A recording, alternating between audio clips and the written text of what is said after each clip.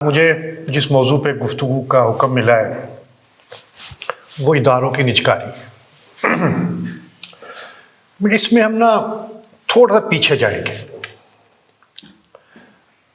تعلیم جو ہمارے ہاں روایتی طور پر موجود تھی، تعلیم تو ایک لمحہ بھی دنیا میں ایسا نہیں ہے کہ تعلیم کا سلسلہ بند ہو، ہر وقت جاری رہتا ہے، ہدایت کا، تعلیم کا۔ اور جس مذہب کو ہم ماننے والے ہیں، جو وحی کو مانتے ہیں، ان کو تو اس بات کا علم ہے کہ انسان کو اور ہدایت کو اکٹھا دنیا میں اتارا گیا۔ پہلا انسان پہلا نبی بھی تھا، تو ہمارے ہاں تو شروع سے ہی تعلیم اور ہدایت شروع ہو گئی۔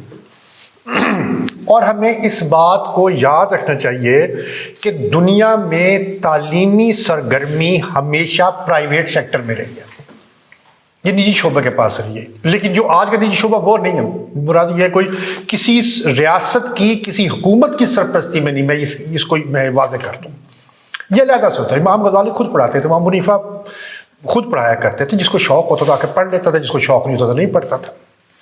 یہ لوگ کوئی باقاعدہ فیسیں نہیں لیا کرتے تھے، بلکہ یہ اپنے جو مضامین تھے اس کے ماہرین ہوا کرتے تھے، اور لوگ دور دراز کا سفر کر کے ان کے پاس آتے تھے اور ان سے تعلیم حاصل کرتے تھے۔ یہ سلسلہ چلتا رہا، اور یہ صرف ہمارے یہاں نہیں، یہ پوری دنیا میں ہی ایسا سلسلہ تھا۔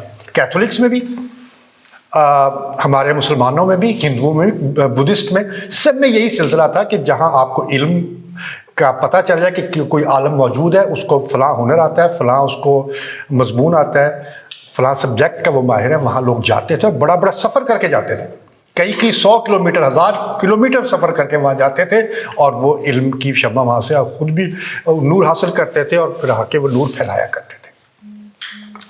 اس میں جو بڑی تبدیلی آتی ہے جب انڈسٹریلائزیشن ہوتی ہے دنیا میں، جب صنعتی انقلاب آتا ہے۔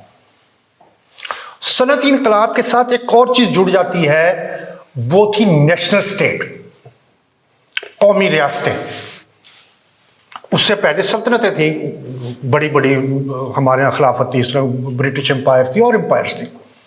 جب ریاستیں بنی اور ان کی باقاعدہ باؤنڈریز ڈیفائن ہوئی، ان کے قوانین بنے، ان کے اصول بنے، ان کے ضابطے بنے، آئین بنے، اور ایک نئی طرف دنیا چل پڑی۔ یہ جب 16ویں صدی میں زیادہ شروع ہوا اور آج تک وہ جاری و ساری ہے۔ یہاں پر کچھ مسائل پیدا ہوئے۔ جب ریاست بنی تو ریاست نے خود کو اپنے اصول وضع کیے، اور نوبت یہاں تک پہنچی کہ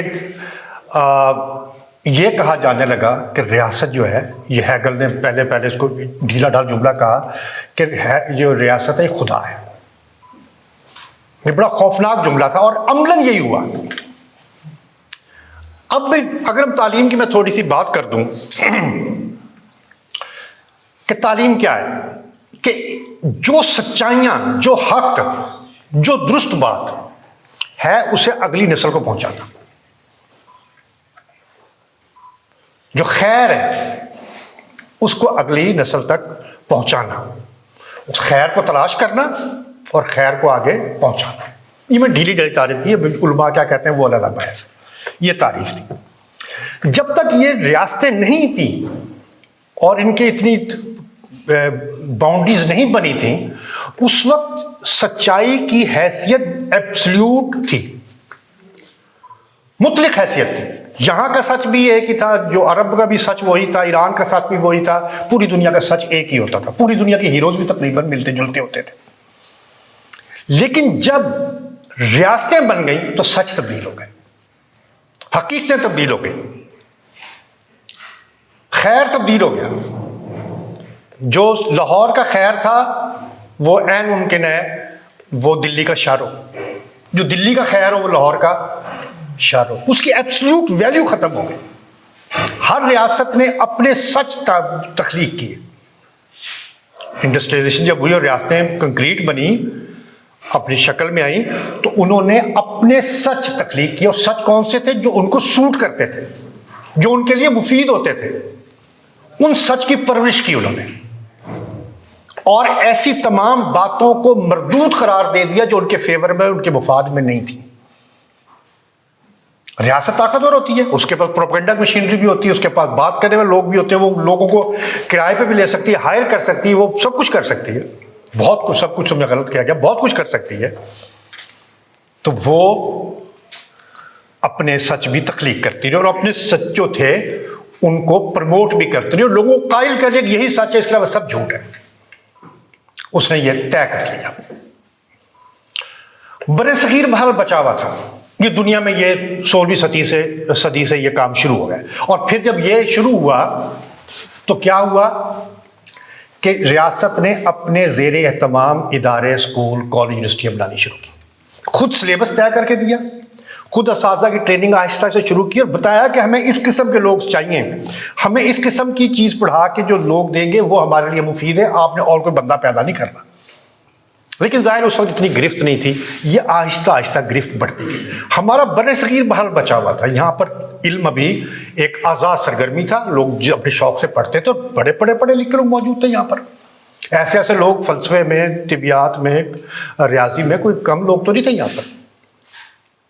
پھر ہمارے ہاں جب یہ کب پیدا ہوتا ہے؟ جب انگریز یہاں آتے ہیں، اور خاص طور پر 1830 کے بعد یہاں پر یہ سلسلہ شروع ہوتا ہے کہ ریاست کی ابھی شکل تو نہیں تھا، باقاعدہ ریاست تو بر صغیر جو ہے انگریزوں کے تحت 1857 کے بعد گیا، لیکن انہوں نے کمپنی نے اپنے اقتدار اور اپنی جڑیں تو یہاں پر گاڑ لی تھیں، اور انہوں نے اس کو اپنے قابو میں کرنے کے لیے بر صغیر کو جو ماڈل دنیا میں چل رہا تھا تعلیم کا وہ یہاں پر لاگو کیا. اتنے بڑے خطے کو قابو کرنے کے لیے یہاں کے لوگ، وہاں سے تو لوگ لائے نہیں جا سکتے تھے، انہوں نے یہیں کے لوگ تیار کیے اور یہاں پر کالجز اور یونیورسٹیز بنائیں. بڑے بڑے شہروں میں کالج ماڈل بنایا کہ دیکھو یہ گورنمنٹ کا لاہور ہے، آپ نے اسی کی طرح کی عمارت بنانی ہے، اسی طرح کے اساتذہ رکھنے ہیں، اسی طرح کی آپ نے سلیبس بنانا ہے، اسی طرح کا امتحان ہوا کرے گا. پورا ایک شیڈول دے دیا، پورا ایک بنا کے انہوں نے نصاب دے دیا. اس سے باہر آپ نہیں جائیں گے، اگر آپ جائیں گے تو آپ جھوٹے ہیں، یہ آپ خیر نہیں ہے یہ، بلکہ آپ کسی شر کو پھیلا رہے ہیں. آپ کا خیر وہی ہے جو ہم کہہ رہے ہیں. اور دوسرا کام یہ کیا، کیونکہ یہ ابھی ابتدائی دور میں تھا، یہ بھی بتا دیا کہ اگر آپ کو نوکری چاہیے، کوئی ملازمت چاہیے، کوئی روزگار چاہیے تو آپ کو یہی پڑھنا پڑے گا. سب سے کمزوری انسان کی پیٹ ہوتی ہے. جب پیٹ تعلیم سے وابستہ ہو گیا، جو دنیا میں کبھی نہیں ہوا تھا، کم از کم بر صغیر میں تو کبھی نہیں ہوا تھا کوئی بندہ اس لیے پڑھ رہا ہو کہ میں نے اس سے پیسے کمانے ہیں، کبھی نہیں ہوا تھا.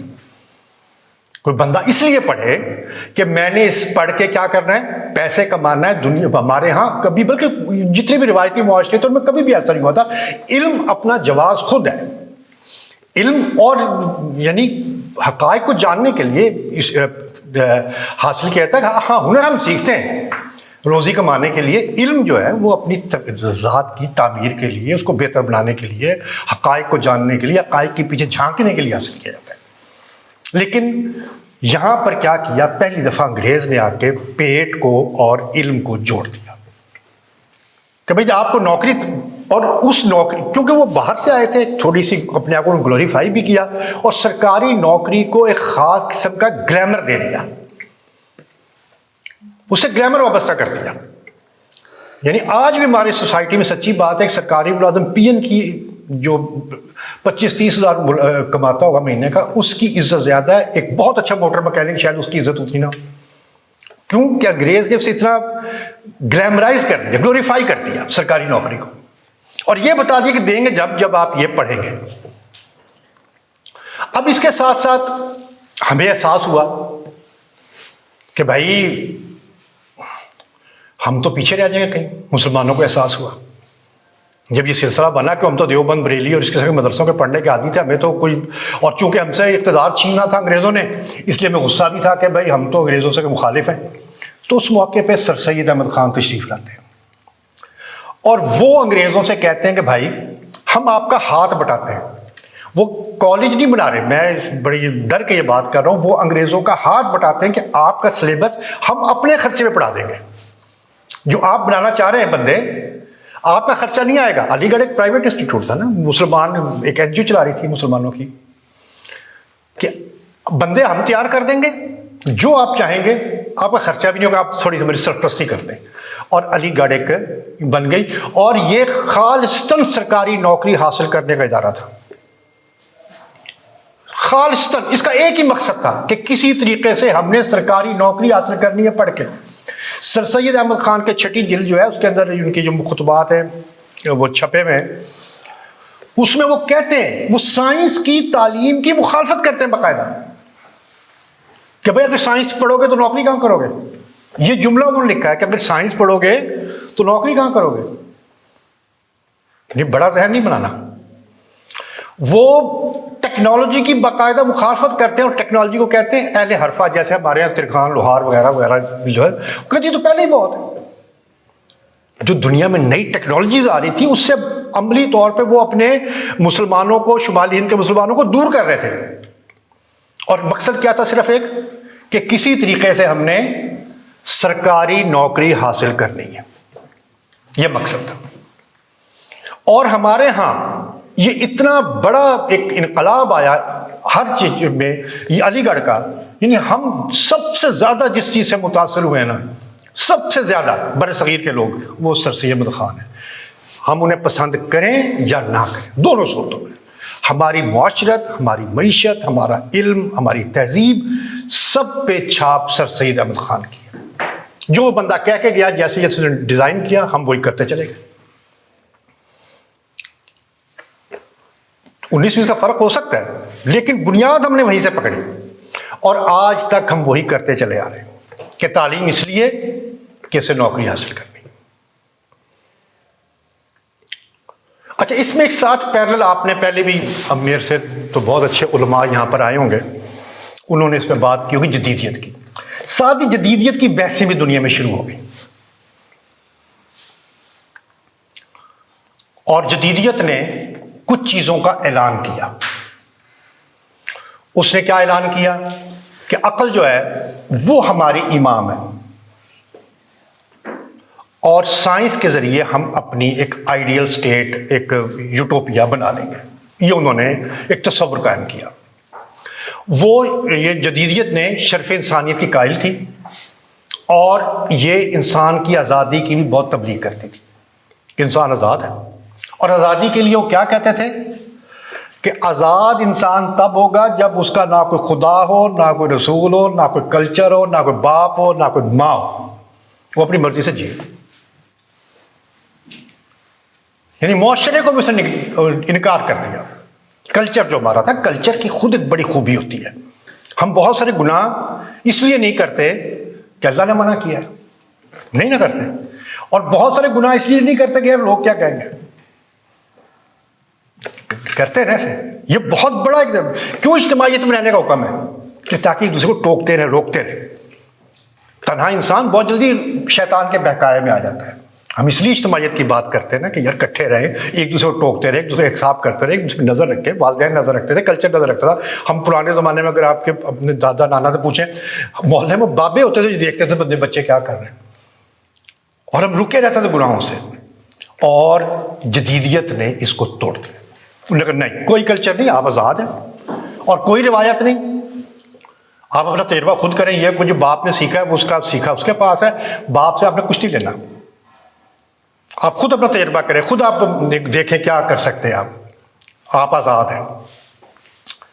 اب جب یہ آزادی آئی تو دنیا تو بکھر گئی.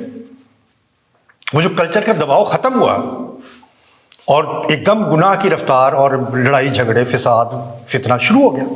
اس کے لیے پھر کیا کیا؟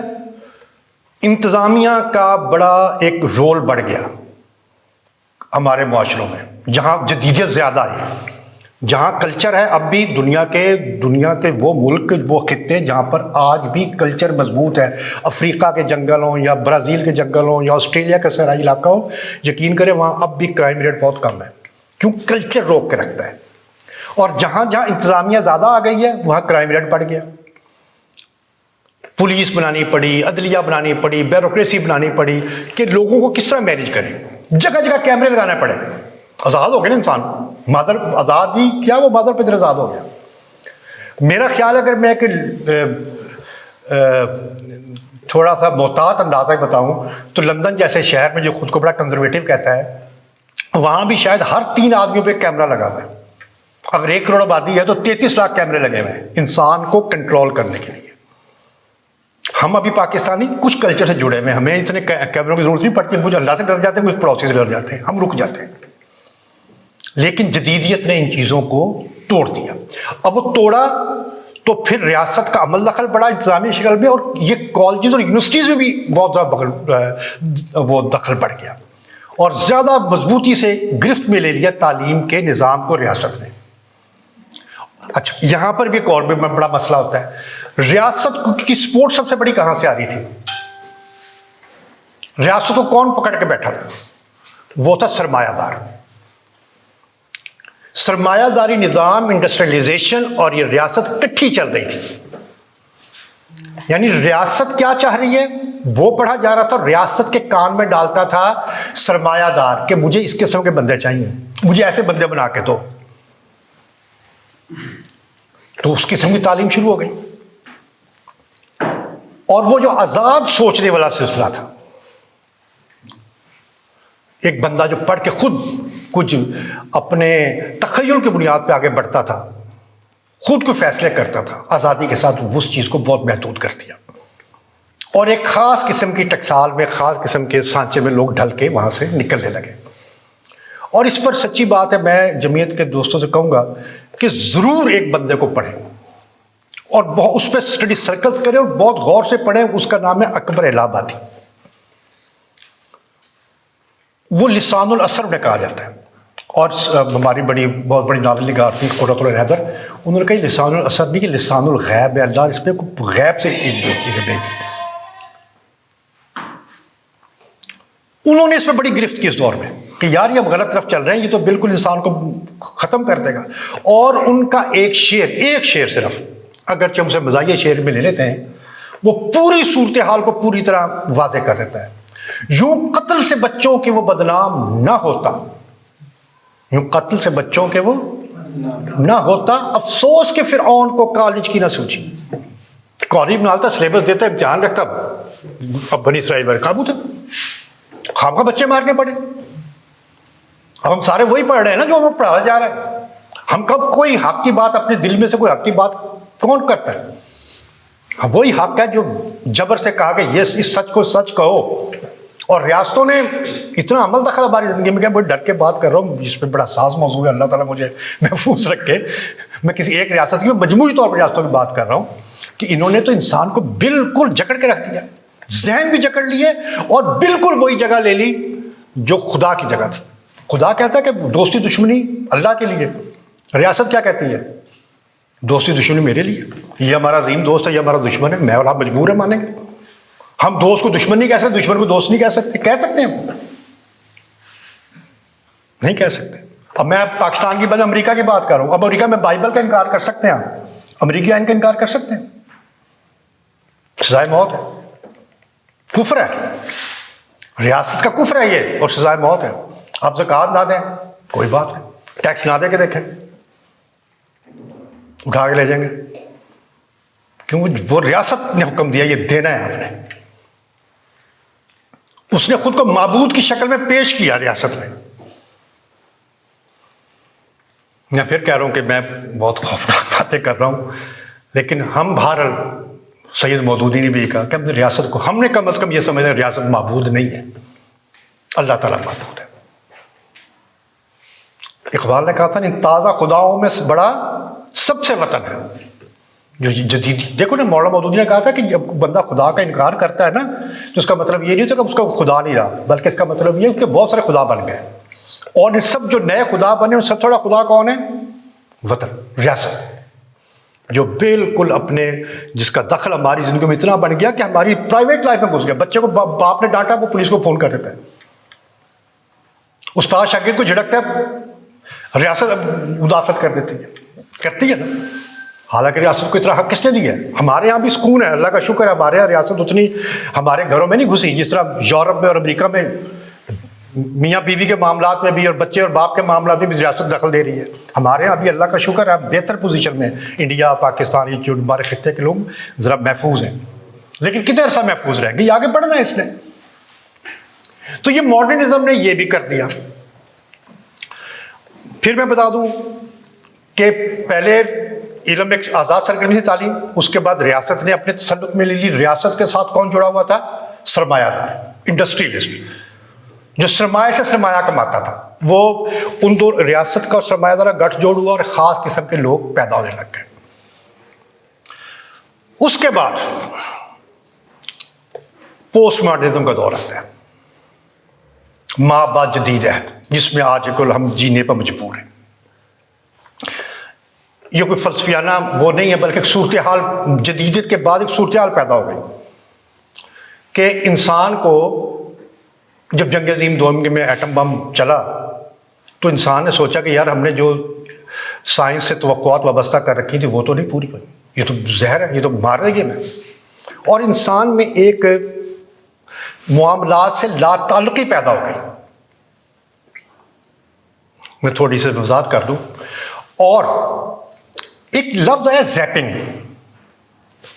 آپ اور میں کسی چیز پر بھی زیادہ دیر مرتکز نہیں ہو سکتے. ہمارا جس ماحول میں ہم زندہ ہیں، ہم اس ماحول کی ذرا بات کریں جس میں ہم زندہ رہنے پر مجبور ہیں. ہماری یہ چوائس نہیں ہے، ہم خوشی سے اس ماحول میں زندہ نہیں ہیں. اس ماحول میں کچھ ہمارے سامنے چیزیں آ رہی ہیں. ایک تو ہم کسی چیز پہ، میں نے عرض کیا، مرتکز نہیں ہوتے دیر. میں سرگودا میرا ہر ہفتے آنا جانا ہوتا ہے. مجھے اب، میں سینکڑوں دفعہ جا چکا ہوں، مجھے اب تک نہیں یاد کہ اگلا سٹاپ کون سا آئے گا موٹر وے سے، کیونکہ میری رفتار بہت تیز ہوتی ہے، چیزیں میرے سامنے بہت تیز سے گزرتی ہیں. میری ایک خاص رفتار اللہ نے بنائی ہے نا. میرے ذہن، میرے آنکھیں، میرے حواس ایک خاص ترتیب میں ہیں. اتنی دیر ہمارے ذہن پہ عکس رہتا ہے، مرتسم چیز رہتی ہے، پھر بٹ جاتی ہے. ایک خاص سائنٹیفک اصول ہے، اس پہ چلتے رہتے ہیں، ہمیں چیزوں کا پتہ ہوتا ہے. اب یہ بالکل اتنی تیزی سے گزرتے ہیں کہ ہمیں ہمارا چیزوں سے تعلق ہی نہیں بنتا. اس کے بعد آپ ٹی وی بیٹھے دیکھ رہے ہیں، آپ کے ہاتھ میں ریموٹ کنٹرول ہے، آپ نے چیزوں کو تبدیل کر رہے ہیں، اور اتنے جھٹکے آپ کے ذہن کو لگ رہے ہیں جو آپ کو محسوس نہیں ہوتے، لیکن آپ کے اندر کی کیمسٹری کو وہ ڈسٹرب کر رہے ہیں. آپ کہیں آگ لگی دیکھتے ہیں، آپ نے چینل پر جا کے تلاوت لگی ہوئی ہے، آپ نے پھر چاہے قرآن پڑھا جا رہا ہے، وہ کارٹون لگے ہوئے ہیں، آگے فلم لگی ہوئی ہے. ایک دم جھٹکے لگ رہے ہیں ذہن کو. ذہن کہیں ایک جگہ ٹک نہیں رہا. میں نے جیسے کہا آگ لگی ہوئی ہے، آپ ایک دم پریشان ہو گئے کہ یار اللہ خیر کرے کیا. اور وہیں اینکر کہتا ہے یا اینکر کہتی ہے کہ یہاں ایک چھوٹا سا وقفہ لیتے ہیں اور ایک خاتون اشتہار میں آ جاتی ہے. کتنا بڑا ذہنی جھٹکا. آپ ایک دم ایک منطقے سے دوسرے منطقے میں چلے گئے، ایک عہد سے دوسرے عہد میں پہنچ گئے. آپ ایک دم ذہن کو جھٹکے لگتے ہیں. آپ موبائل فونس میں کر رہے ہیں، آپ اپنا دیکھ رہے ہیں فیس بک، آپ یوں انگلی گھمائے جا رہے ہیں. اوپر ایک سالگرہ مبارک آیا ہوا، نیچے فوتگی کی اطلاع ہے، آپ کہیں ٹک ہی نہیں رہے. اور اس کا نتیجہ کیا نکلتا ہے؟ لا تعلقی. آپ کہتے ہیں لازم بھیجو، میں کہاں کیا کروں. آپ کے حواس، آپ کا ذہن ساتھ ہی دے پاتا، اور یہ لا تعلقی معاملات سے پیدا ہو جاتی ہے، جس کا آج ہم سب سامنا کر رہے ہیں. لا تعلقی یہ کوئی ہماری چوائس نہیں ہے. میں پھر عرض کر رہا ہوں، یہ ہماری چوائس نہیں ہے. ہم اسے مجبور ہو گئے. ہمیں ایسے ماحول میں جینا پڑ گیا ہے کہ جس میں ہمارے پاس چوائسز ختم ہو گئی. ہم امیجز کے پیچھے بھاگ رہے ہیں. ہمارے سامنے صرف امیجز ہیں، فیس بک پر بھی، ٹی وی پر بھی عکس دیکھتے ہیں. اور اگر اتنی تیزی سے 120 130 کلومیٹر کی رفتار سے چلیں تو باہر بھی امیجز نظر آتے ہیں، کوئی چیز ٹک کے میں نظر نہیں آتی. یہ لا تعلقی. اور اس لا تعلقی نے چھوٹے چھوٹے ہمارے مقاصد بنا دیے. اتنی، یعنی ایک معمولی سی بات ہے، کبھی تصور کیجئے گا، یہ ٹیشو پیپر کیا ٹیشو پیپر ہے؟ نہیں، یہ پورا فلسفہ ہے. اس کے پیچھے پورا کلچر موجود ہے، لا تعلقی کا کلچر، کہ جو ماں، بہن، بیوی، منگیتر رومال بنا کے دیتی تھی، بندہ بہت احتیاط سے رکھتا تھا اس کو، اس سے تعلق پیدا ہوتا تھا. آپ ٹیشو پیپر استعمال کیا، پھینک دیا. آپ گھر میں کوئی ماں، بہن، جو آپ کی بیوی کوئی جہیز میں چیز لاتی، بڑی سنبھال رکھتی تھی، اب ڈسپوزل پلیٹ ہے، کھایا پھینک دی. اور کچھ، اور یہ جو boy friend girl friend culture, یہ کیا ہے؟ وہی نا لا تعلقی. انسان تعلق نہیں وہ گہرا قائم کر پا رہا چیزوں سے. اس جبر میں وہ ہے، کوشش کے باوجود. اور جتنا بڑا شہر ہوگا اتنا یہ مسئلہ زیادہ ہوگا. پھر ایک اور مسئلہ بن جاتا ہے فوریت پسندی، فوری نتیجہ نکلنا چاہیے، صبر نہیں رہا، تیز ہو گئے نا، صبر نہیں ہے، انسٹنٹ چیزیں، کافی ڈالی فوراً ایک چمچ ڈال پی لی، چائے کا ڈبویا پی لیا فوراً، اور نتائج نکلنے چاہیے، نتائج پرستی، یعنی علم، اب آپ نے جو کہیں نہ کہیں داخلہ لیا ہوگا نا جس مضمون میں بھی، تو بڑوں نے فوراً پوچھا ہوگا اس کا کیا فائدہ ہے، اور فائدے سے مراد مالی فائدہ کیا ہے، فائدے سے مراد یہ نہیں کہ میں پڑھ کے کوئی اچھا انسان بن جاؤں گا نا، اس سے کتنے پیسے کما سکو گے۔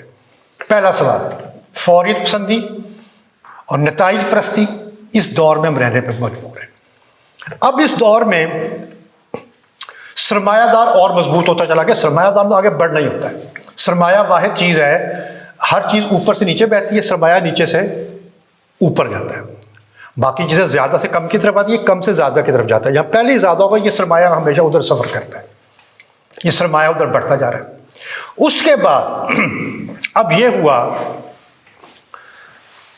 کہ سرمایہ دار نے ریاست سے کہا کہ بھائی آپ نے اپنے اتنا عرصہ میں پڑھا کے دے دیے بچے، اب ہم خود پڑھا دیں گے، آپ نکلے، ہمیں جس قسم کے بچے چاہیے ہوں گے، جس قسم کے طالب علم چاہیے ہوں گے، جس قسم کا ہمیں را مٹیریل چاہیے ہوگا، جس قسم کا ہمیں اپنے ورکر چاہیے ہوں گے، ہم خود بنا لیں گے، اب آپ بھی برائے کرم سائڈ پہ ہو جائیں۔ ہمارے یہاں بھی کم، پھر بھی لاہور میں 2 3 4 ادارے تو ایسے ہیں نا جہاں پر ایسے وہ سرمایہ داروں نے کہا کہ ہم خود پڑھا رہے ہیں، اب میں نام نہیں لے رہا، اچھا نہیں لگتا، خود دیکھ سکتے ہیں کہ وہ بڑے بڑے نام ہیں، اور وہ بنا کیا رہے ہیں، کارپوریٹ سیکٹر میں کام کرنے والے لوگ، کوئی فلسفی پیدا نہیں کر رہے، کوئی بڑا سوچنے والا پیدا نہیں کر رہے، سوشل سائنسز کے کوئی بڑے سائنٹسٹ پیدا نہیں کر رہے، کارپوریٹ سیکٹر میں کام کرنے والے لوگ جن کی کل ذمہ داری یہ ہے کہ ایک امیر آدمی کو مزید امیر کیسے کرنا ہے۔ ہم جتنے علوم حاصل کر رہے ہیں، بینکنگ پڑھ رہے ہیں، کامرس پڑھ رہے ہیں، آئی ٹی پڑھ رہے ہیں، جو مارکیٹ کی چیزیں زیادہ ہیں، یہ کیا پڑھاتی ہیں، اکنامکس پڑھ رہے ہیں، کیا پڑھاتی ہیں کہ ایک امیر آدمی کو مزید امیر کیسے کرنا ہے۔ اس امیر آدمی نے سوچا کہ یار یہ میں ریاست کے کیوں بھیک مانگوں، میں کیوں نہ خود بندے تیار کر لوں۔ اب کئی ادارے ایسے ہیں ہمارے پاکستان میں بن گئے ہیں، دنیا میں تو بہت ہیں، جہاں سے وہ خود انڈسٹری میں سروے کرتے ہیں کہ آپ کس قسم کے بندے چاہیے، وہ بتاتے ہیں ہمیں اسی قسم کے بندے چاہیے، اس قسم کے ورکر چاہیے مشین کے پاس کھڑے ہونے والے، اور اس قسم کے کرسی میز والے چاہیے، تو اچھا بنا کے دیتے ہیں آپ کو، اور وہ پہلے بکنگ کرواتے ہیں کہ یہ جو ٹاپ کے ہمیں دے دینا، یہ وہ انڈسٹری والے یا جو اور کارپوریٹ سیکٹر ہے وہ بتاتا ہے کہ ہمیں اس قسم کے بندے، آپ نے جو ٹاپ ہے وہ ہمیں دے دیں، وہ وہاں انویسٹ بھی کرتے ہیں، وہ اپنی مرضی کے بندے بنانے لگ گئے۔ یعنی پھر وہی فیز آ گیا کہ پہلے تعلیم آزاد تھی، پھر ریاست کی سرپرستی میں آ گئی، اور اس کے بعد تیسرا دور کیا آیا کہ بالکل سرمایہ دار کے پاس چلا گیا، علم سرمایہ دار کے نیچے، وہ طے کرتا ہے کہ کیا خیر ہے کیا شر۔ کسی کو پتہ ہے موبائل کیسے ایجاد کیا؟ چیز ختم ہو گئی۔ ریڈیو پتا تھا کہ اس وقت سرمایہ دار، اس طرح بھی علم نہیں ہوا تھا، ریڈیو مارکونی نے کس نے کیا تھا پتہ تھا، لیکن اس کے بعد چیزیں اتنی تیزی سے یاد ہو رہی تھی، چیزیں سے آ رہی ہیں، اور اس میں اتنی زیپنگ ہو گئی کہ اب ایک چیز سے ہم متعارف ہو پاتے ہیں دوسری آ جاتی ہے، اس سے متعارف ہو پاتے ہیں تیسری آ جاتی ہے، ہمارا کوئی تعلق ہی کسی سے نہیں بنتا۔ میں اپنے کیریئر میں 20 سال میں کوئی 40 فون تو میں بھی استعمال کر چکا ہوں گا، اتنا تعلق نہیں بنتا چیزوں سے۔ خیر سرمایہ دار نے یہاں پر آ کے پھر کہا کہ جناب اب ہم آتے ہیں پاکستان میں۔ پاکستان میں مسئلہ تعلیم کا جو ہے یہ نجکاری سے زیادہ مسئلہ تعلیم کو کمرشلائز کرنے کا، کہ آپ تعلیم کو کمرشل کر رہے ہیں، کیا وہ پڑھے گا جس کے پاس پیسے ہوں گے۔ تعلیم ہمارے یہاں پہلے بھی نجی شعبے میں تھی، مثلا اگر ہم لاہور کی بات کریں، پاکستان بننے سے پہلے لاہور کو کالجوں کا شہر کہا جاتا تھا۔ لاہور کون سا شہر کہلاتا تھا؟ کالج۔ اور گورنمنٹ کے کالج کتنے تھے؟ ایک گورنمنٹ کالج۔ ریلوے روڈ کا civil Islamia college railway road, Dayal Singh college, F C college, اور خواتین کے کچھ کالج سارے پرائیویٹ سیکٹر میں تھے، لیکن ان کو پابندی تھی کہ آپ نے اس سے پیسہ نہیں کوئی کمانا، یہ این جی اوز چلایا کرتی تھی، تقریباً اتنی ہی فیس ہوا کرتی تھی طالب علم کی جتنی گورنمنٹ کالج میں ہوا کرتی تھی. وہ نمونہ کا بناتا تھا گورنمنٹ کالج کی، یار اس طرح آپ نے چلانا ہے. یہ سرگودا میں بھی تھا، یہ ساہیوال میں بھی تھا، یہ لاہور میں بھی تھا. یہ ہر بڑے شہر میں کالج بنا دیتی تھی گورنمنٹ، اور باقی اس کہتی تھی کہ آپ نے اس کو کاپی کرنا ہے، آپ نے اس کی نقل کرنی ہے اور پیسہ نہیں کمانا. 1974 میں 72 میں ذوالفقار علی بھٹو نے ان تعلیمی اداروں کو نیشنلائز کر لیا، اپنی تحویل میں لے لیا، اور یہ سارے سرکاری ہو گیا. پھر بالکل پرائیویٹ سیکٹر میں تعلیم ختم ہوگی، ساری تعلیم جو ہے سرکار کے پاس آ گئی. اور کوئی اس میں کوئی نیک نیتی نہیں تھی، اسے سرکار نے اپنے مرضی کے بندے پیدا کرنے تھے. پھر ضیاء الحق کا دور آتا ہے، اور اس دور میں پھر سوچا جاتا ہے کہ نہیں، یہ ہم نے ایک تو یہ سوچا کہ بوجھ بن گیا یہ تعلیم، اتنا خام خرچہ ہو رہا ہے. دوسرا یہ سوچا گیا کہ بھائی سرمایہ دار کہہ رہا تھا مجھے اس کے بندے نہیں چاہیے، مجھے اور طرح کے بندے چاہیے. میں اب بھی کہہ رہا ہوں، عام میں سے جو پرائیویٹ اسکولوں اور کالجوں کے پڑھے، گورنمنٹ کے کالجوں اور اسکولوں کے پڑھے ہوئے، یہ لوگوں کو اچھا نہیں سمجھا جاتا. ان میں خرابی ہے. ہم یہ بڑے فخر سے کہتے ہیں، ہم بھی پڑھے ہوئے، ہمارے لیے وہ خوبی ہے، ان کے لیے خرابی ہے کہ سرکاری اسکول اور کالج کا پڑھا ہوا بچہ بدمعاش ہو سکتا ہے، ملحد بہت کم ہوگا، الحاد کی طرف نہیں جائے گا. وہ تو انسان میں ایک اللہ نے خوبی رکھی ہے گناہ کرنے کی، گناہ گار ہو سکتا ہے، بدمعاش ہی بن سکتا ہے، لیکن اس میں کہیں نہ کہیں اللہ کا کہیں سے خوف موجود ہوتا ہے، جو ہمارے یہاں سیٹ اپ، باقی دنیا کی نہیں، اب ہمارے سیٹ اپ میں. اس لیے اور ایسے لوگ ظاہر پسند نہیں آتے. کیوں اللہ کا خوف ہو؟ ہمارا خوف ہونا چاہیے نا ریاست کا، جو ہم کہیں وہ ٹھیک ہونا چاہیے نا. تو اس کے بعد پھر یہ سلسلہ شروع ہوا، اور ریاست پہ دباؤ سرمایہ دار نے بڑھایا کہ بھائی ضیاء صاحب ایسا نہ کریں، ہم خود پڑھائیں. اور پہلی دفعہ پاکستان میں تعلیمی ادارے پیسے کمانے کے لیے بنانے کی اجازت دی گئی کہ پیسے کما لیں. اور اس وقت سوچ لیا گیا کہ اس کو ہم نے بالکل پرائیویٹ سیکٹر میں دے دینا ہے. اور سب سے بڑا کام جو اس وقت کیا گیا، 9 فروری 1984 کو طلبہ یونینز پہ پابندی لگا دی کہ یہ بہت بڑی رکاوٹ تھی اس کے حق میں، اس کے راستے میں یہ رکاوٹ تھی طلبہ یونین، اس پہ پابندی لگاؤ. طلبہ کو بند کر دیا. طلبہ ریئیکٹ کیا کرتے تھے، یونینز بڑی مؤثر ہوا کرتی تھی. پرائیویٹ کالجز میں بھی یونین بنا کرتی تھی، علی گڑھ میں بھی یونین بنا کرتی تھی، دیال سنگھ میں بھی یونین بنا کرتی تھی. یہ پرائیویٹ تھے، یہ حکومت کی طرف سے پابندی تھی کہ آپ نے یونین بنانی ہے، اور یونین طلبہ کی بہت مؤثر ہوا کرتی تھی. اس پر پابندی 9 فروری 1984 کو جو لگائی، اس کا بنیادی مقصد یہ ہے کہ تعلیم کو ہم نے پرائیویٹ سیکٹر میں دینا ہے، اور پرائیویٹ نجکاری اس طرح نہیں کرنی، بلکہ یعنی یہ نہیں کہ آزادانہ پڑھیں گے، بلکہ اب وہ تعلیم حاصل کی جائے گی یا وہ تعلیم فراہم کی جائے گی جو سرمایہ دار چاہے گا. اور آہستہ آہستہ ہم اس طرف جا رہے تھے. اب جو ہمارے کالجز ہیں، ان میں ایک خوبی بہرحال تھی. میں اس کو آپ ہر چیز نہ تو کاملتاً بری ہوتی ہے نہ مکمل اچھی ہوتی، کچھ خامیاں کچھ خوبیاں موجود ہوتی ہیں. ان پرائیویٹ سرکاری کالجز میں نا ایک بڑا کلچرل تبدیلی لے کے آئے تھے. ہمارا برصغیر کا کوئی مسئلہ پتہ تھا کہ یہاں پر ذات پات کا نظام بڑا شدید تھا، بہت شدید نظام تھا. خاص طور پہ جیسے ہی ہم پنجاب میں آتے ہیں، سندھ میں آتے ہیں، یو پی میں چلے جاتے ہیں، جہاں ہندو جو تعداد بڑھتی ہے کہ ذات پات کا نظام زیادہ شدید ہوتا جاتا تھا. ان تعلیمی اداروں نے نا اس میں بڑا اچھا کام کیا. مثلا پاکستان بننے کے بعد بہرحال یہ آزادی تھی کہ ایک، جس کو میں نہیں کہنا چاہ رہا وہ لفظ جو جن کو ہندو کہتے ہیں نچلی ذات کا، کوئی بندہ اگر سی ایس ایس کا امتحان دے کے افسر بن سکتا تھا. یہاں بہرحال یہ اجازت موجود تھی. یہاں پر آپ فوج میں بھرتی ہو سکتے تھے. اب ایک کوئی بہت غریب کا گھر کا لڑکا اگر سی ایس ایس کر کے اسسٹنٹ کمشنر ہو جاتا ہے تو وہ چودھری کے برابر آ کے بیٹھ جاتا ہے. ایک بہت بڑی کلچرل تبدیلی بہرحال یہ لے کے آئے. اس سے ہماری جان چھڑائی، جو یہ ذات پات کا بڑا مکروہ نظام تھا، اس سے ہماری جان بہرحال چھڑا دی. اب بھی اگر ہم دیکھیں تو یہ جو انتظامیہ کے لوگ ہیں، اس قسم کے لوگ جو آ رہے ہیں بیوروکریسی میں یا اچھے وکلاء وغیرہ، یہ ادھر سے آ رہے ہیں سرکاری ملازمت، سرکاری کالجز سے. کارپوریٹ سیکٹر والا وہ دوسرا پرائیویٹ چلا گیا، اور یہ ادھر. اب گورنمنٹ کے پاس اتنی جابز نہیں ہیں، اور ہم پڑھ کس لیے رہے کہ کہ نوکری حاصل کر لی. جو سب سے بڑی خرابی جو سر سید احمد خان میں دے گئے، اس سے جب تک نہیں نکلے گا مسئلہ نہیں حل ہوگا کہ پڑھنا کس لیے، نوکری کے لیے. ہم اب تک کوئی ایسا سسٹم نہیں بنا سکے کہ یار پڑھ کے کوئی اپنا کام بھی کیا جا سکتا ہے. میں چھوٹی سی مثال، یہ ہاشمی جانتا ہے، ہمارے علاقے میں جہاں رہتے ہیں نا، وہاں خواتین جگہ جگہ تندور لگا کے روٹی پکاتی ہیں، انہیں ہم دائی کہہ دیتے ہیں. تو میں نے اسے جہاں سے میں سرگودا ہمارا گھر ہے تو میں روٹی لینے گیا. میں نے کہا دائی لاہور میں ہر چیز مل جاتی ہے، تیرے ہاتھ کی روٹی نہیں ملتی.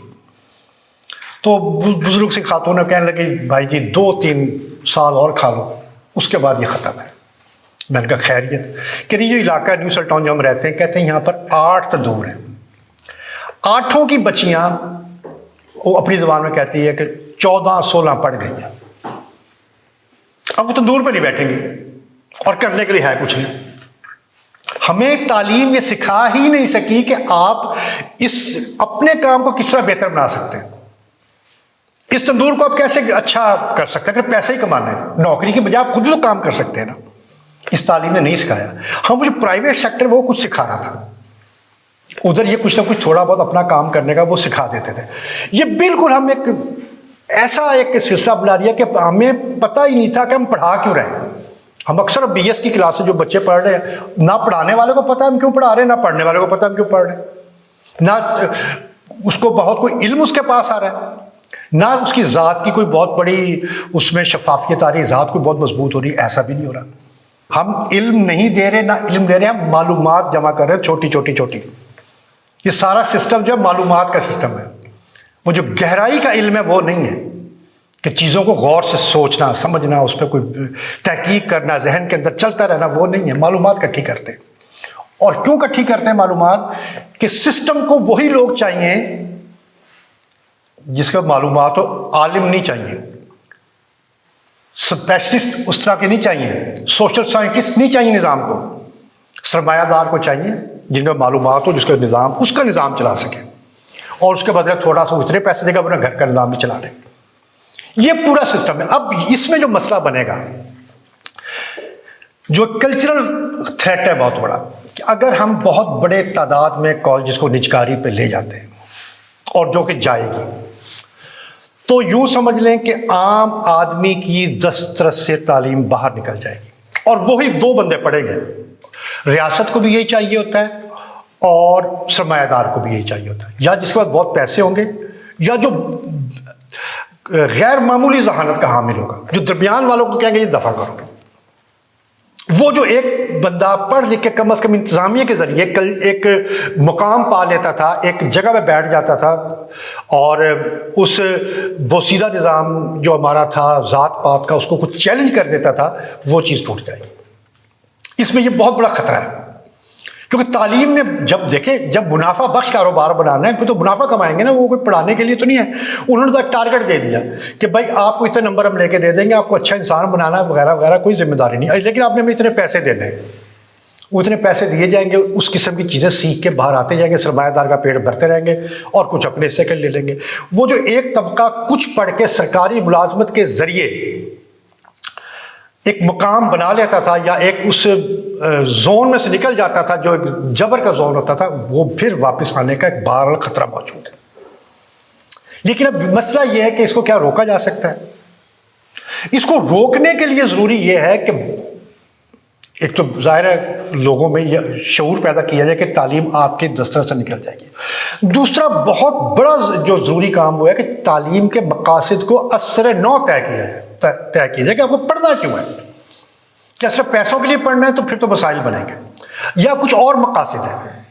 کہ ہمارے یہاں پچھلے 20 اگر ہم جب سے پاکستان بنا ہے، کوئی بڑا سوشل سائنٹسٹ مسلمانوں میں پیدا نہیں ہوا، صرف پاکستان میں نہیں، پوری دنیا میں ہم کوئی دیکھیں کہ مسلمان جب ڈھنگ کا پچھلے 50-60 سال پیدا ہو گیا ہوگا یار جس نے کوئی بات کی ہو. اگر ہم کوئی ہمارے ہاں بندہ پیدا بھی ہو رہا ہے، وہ بھی کیا ہے کہ وہ رد عمل دے رہا ہے، اپنا موقف بیان نہیں کر رہا بلکہ کسی موقف کی تردید یا تائید کر رہا ہے، کسی کو اچھا یا برا کہہ رہا ہے. اپنا موقف ہمارا مسلمان موقف کو بیان ہی نہیں بنا سکے. یہ آج کل لفظ بڑا چلتا ہے، بیانیہ بیانیہ بیانیہ. اور یہ میں دیکھتا ہوں یہ ٹی وی والے یہ بڑا خوفناک لفظ ہے بیانیہ، یہ ایسے استعمال کرتے ہیں یہ کہ فلاں پارٹی کا یہ بیانیہ ہے. یہ بیانیہ کو لیتے ہیں نعرے کے معنوں میں. بیانیہ نعرہ نہیں ہے. بیانیہ کسی قوم کا اجتماعی موقف ہوا کرتا ہے جس کے پیچھے اس کی صدیوں کی روایات، اس کا کلچر، اس کا مذہب سب کچھ شامل ہوتا ہے، اور دنیا کے بارے میں، کائنات کے بارے میں کوئی ایک موقف اپناتے ہیں. اس کی ضرورت ہوتی ہے. اب ہمارا کوئی موقف نہیں ہے بدقسمتی سے مسلمانوں کا. کوئی بڑا بندہ ہی نہیں کو موقف دے. جب تک جدیدیت کا دورہ مولا مودودی تھے، اصغر عسکری تھے، اقبال تھے، علی شریعتی تھے، سید قطب تھے، اسد البنا تھے، کوئی نہ کوئی موقف دیا. جب ماں بعد جدید عہد آیا تو کوئی یقین کرے ایسا بندہ نظر نہیں آتا جس کے بارے میں سمجھیں کہ یار اس نے مسائل کو ایڈریس کیا ہے، مسائل پہ تنقید، یعنی تنقید کی ہوگی، خود سے کوئی موقف پیش نہیں کیا. ہمارے پاس کہنے کو ہے ہی کچھ نہیں. بحیثیت مسلمان یہ میں اکسا سکتا تھا کہ نہیں ہم بڑے اچھے، لیکن میں ایک حقیقت سدانہ بات ہے کہ ہمارے پاس بحیثیت مسلمان دنیا میں کہنے کو کوئی بات ہی نہیں ہے. اس پوسٹ ماڈرن ایج میں، ماڈرن ایج میں تھی ہم نے کہ ہم جس کے بعد وحی کی طاقت ہو وہ کیسے چپ رہ سکتا ہے. ہم وحی کی طاقت اب بھی موجود ہے، کمی کہاں ہے اس ٹریننگ کے اندر. ہماری ذہنی ٹریننگ وہ نہیں ہوئی کہ موقف دے سکیں. وہاں سے مار کھا رہے ہیں، کوئی بات ہی نہیں کرنے کے لیے ہمارے پاس. اب دیکھیں نا، جب ہم آپ کو مذاکرہ دیکھیں، کوئی ٹاک شو دیکھیں، کیا باتیں کر رہے ہوتے ہیں. کیا بڑی قومیں، جب بڑے لوگ ایسی باتیں کرتے ہیں جو ہم کر رہے ہوتے ہیں؟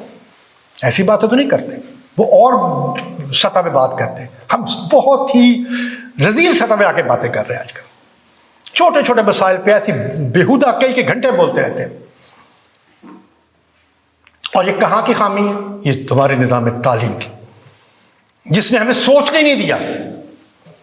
اس نظام تعلیم میں یہ گنجائش ہی نہیں کہ کوئی بڑا بندہ پیدا ہو. جتنے بڑے بندہ پیدا ہوں انہوں نے پھر اس سے نکل کے ذاتی مطالعہ کیا ہے. اس نظام تعلیم میں جو پھنس گیا وہ بڑا آدمی نہیں بن سکتا، بڑا ذہن پیدا نہیں ہو سکتا. کیونکہ جس کا ٹارگٹ 33 نمبر یا 66 نمبر یا 100 نمبر لینا ہو، وہ سوچے گا کس وقت؟ وہ تو ساری توانائی اس پر ہی لگا دے گا نا اپنی. ہم تو امتحان پاس کرنے کے لیے، نوکری لینے کے لیے آتے ہیں، ہم بڑا بندہ بننے کے لیے نہیں آتے. جتنے کچھ لوگ نظر آتے ہیں، یقین کریں میں حیرت ہوتی ہے کہ یہ اتنے بڑے ذہن نہیں. نوم چومسکی بڑے چیز ہے، اروندھتی رائے پڑھ رہے ہیں، لیٹارڈ پڑھ رہے ہیں، فلاں فلاں فلاں. کوئی بہت بڑی آوازیں یہ بھی نہیں ہیں، لیکن بدقسمتی کہ ہمارے پاس ایسی آواز بھی کوئی نہیں، ہم نہیں دے پا رہے. ہم اگر یہ آج کیا میں اور آپ کوئی مسلمان بڑے بڑا مفکر یہ میں نے ریاست پہ تنقید کر دی کہ ریاست خدا، کیا میں یہ موقف دے سکتا ہوں کہ ریاست دے تو پھر کیا؟ میرے پاس کون سا الٹرنیٹ ہے؟ میں خود بھی تو نہیں دے سکتا نا کوئی. یا تو مجھ سے کوئی سوال کر لیں، آپ بتائیں طارق علیم صاحب آپ جو بڑا کہہ رہے ہیں ریاست خدا بن گئی ہے، آپ اس خدا کا انکار کر کے کوئی بتائیں. اور میرے پاس بھی نہیں ہے. کم از کم 2-3 نسلیں کسی موقف سے نفرت تو کریں نا. جب ہم نفرت کریں گے تو پھر کوئی نہ کوئی موقف بن بھی جائے گا. ہم تو نفرت بھی نہیں کر رہے. ڈھنگ سے نفرت ہی کرنا سیکھ لیں کہ یار یہ غلط ہے تو نفرت کرو. ہم نے سرمایہ دار کے جبر میں نہیں آنا. ہم نے اس کو معبود نہیں سمجھنا ریاست کو. کوئی موقف نفرت تو کرے نا. جب نفرت کرے گی ایک نسل، 2 نسل، جب ہم ٹریننگ ہماری اس پہ ہوگی، پھر ہم کوئی نہ کوئی حل بھی تلاش کر لیں گے اور کوئی نہ کوئی موقف اپنا دینے کے قابل بھی ہو جائیں گے.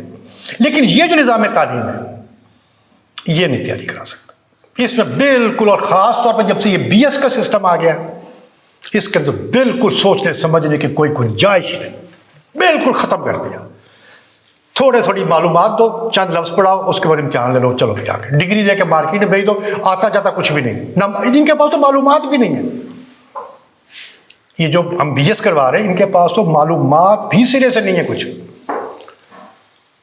اور اچھا، اس میں پھر یہ کیا کیا، یہ سسٹم لاگو کر کے ایک ماحول بنا دیا گورنمنٹ نے خود سے کہ دیکھیں یہ سسٹم ناکام ہو گیا، اس لیے ضروری ہو گیا کہ اس کو آپ پرائیویٹ سیکٹر میں لے جائیں.